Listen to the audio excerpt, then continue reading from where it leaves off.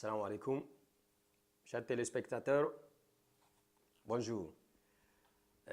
Pour la deuxième partie de notre magazine d'économie, on va essayer de continuer aussi à développer notre sujet que j'ai évoqué la première fois dans l'émission, c'est l'incivisme et développement économique. Nous avions reformulé ça comme en disant tout simplement c'est une manière de dire en quoi l'incivisme nuit au développement économique.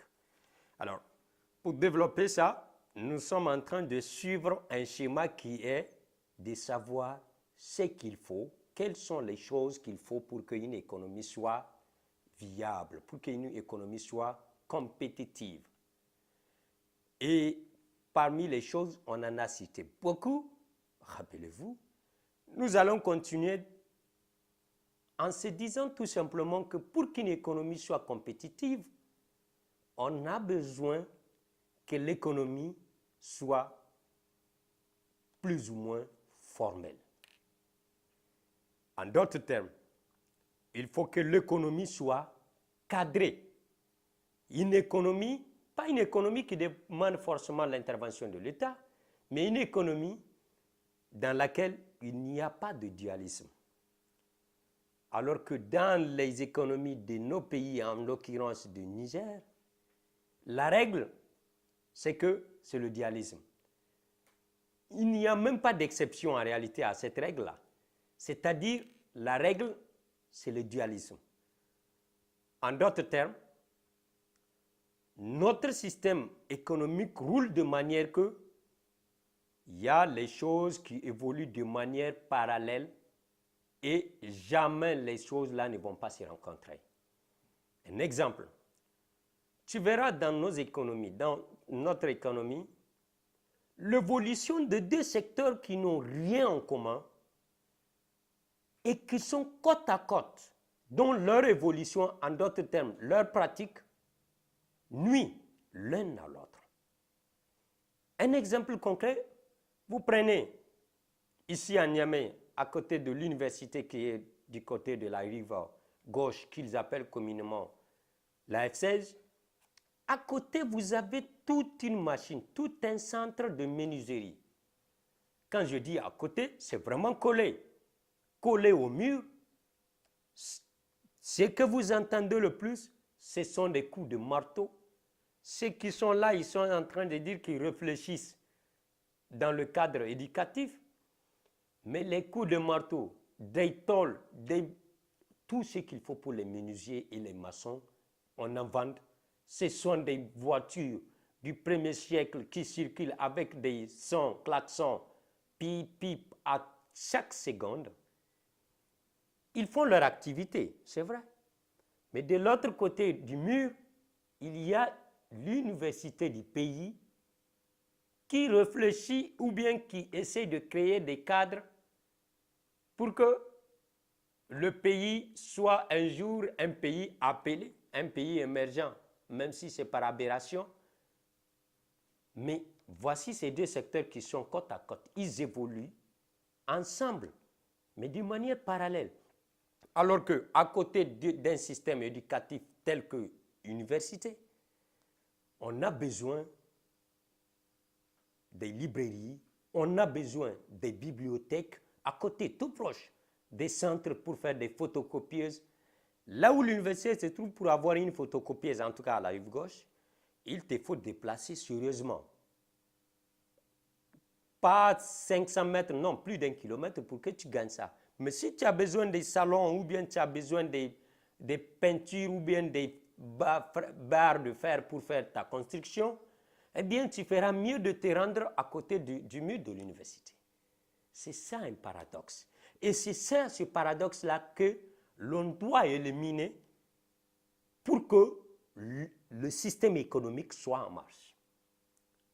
Ne mettez pas ensemble des choses qui n'évoluent pas normalement entre eux. Mettez des choses qui collent. Et à côté de l'autre mur de l'université, tu vas voir, c'est un centre culturel. Ce sont des chansons d'ordre local. Dans Dali Hausa, nous les appelons communément ici. Tout à 16 heures, oubliez même le cours. si vous avez encore vos oreilles, écoutez les chansons. Moi, en tant qu'étudiant en économie, ça me dérange. Parce que je ne vois pas, je vois des systèmes qui nuisent au développement de l'autre, l'un vers l'autre. Alors, ce dualisme doit être éliminé. Et ici, je veux faire une évolution, une comparaison. Généralement, on a l'habitude de dire que n'ayez pas peur, on est sur la bonne voie. Parce que l'Europe, quand ils ont eu, après les guerres, quand ils ont eu leur indépendance respective, certains en 50 ans, ils n'ont pas connu le développement ou bien le changement que Niamey ou les autres capitales de l'Afrique sont en train de connaître.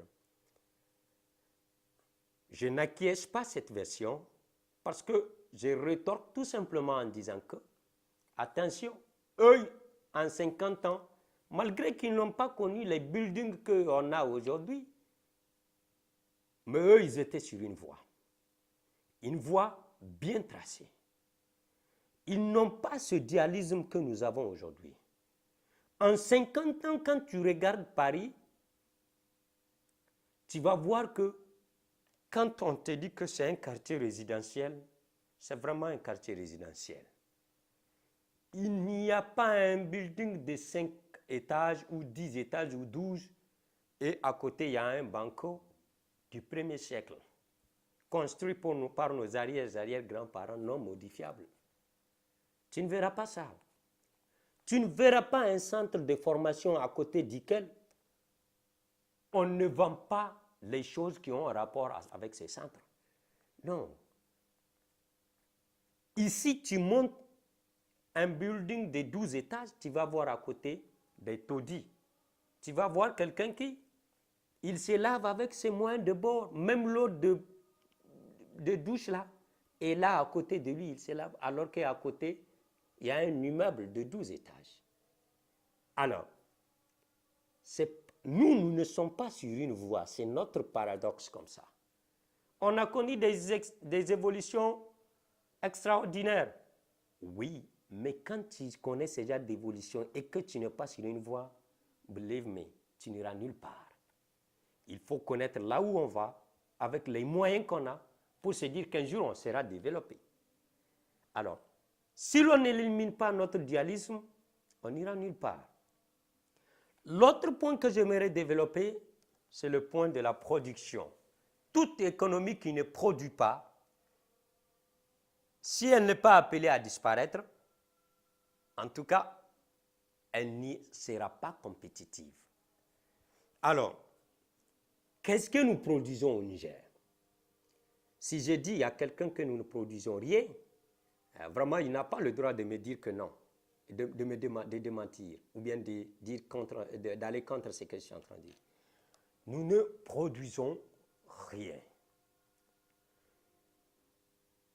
On appelle une production ici, je définis ici une production comme capable d'avoir tes matières premières ou de les importer sans beaucoup d'endettement et parvenir à les modifier et à les rendre matière finale, consommable plus ou moins par ta population, sans faire vraiment appel à une main extérieure beaucoup plus importante que ta main d'œuvre locale. Si l'on accepte cette définition, alors au Niger, on ne produit rien. Alors, vous prenez notre production. Si on a à produire, c'est que ce sont des extractions que des compagnies étrangères nous font au niveau national. Des compagnies qui exploitent les richesses. Ici, si je dis richesse, je parle des ressources naturelles, c'est-à-dire les matières premières.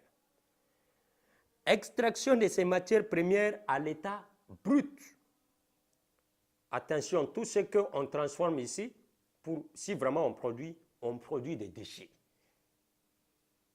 Après extraction de ces matières premières, on élimine les déchets les plus toxiques et nocifs pour la nation et pour l'être humain, pour les bétails et pour l'agriculture. On déverse sur le sol national.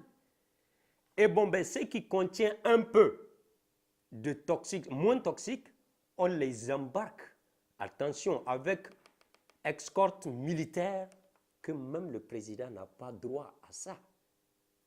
Direction les pays côtiers, là où il y a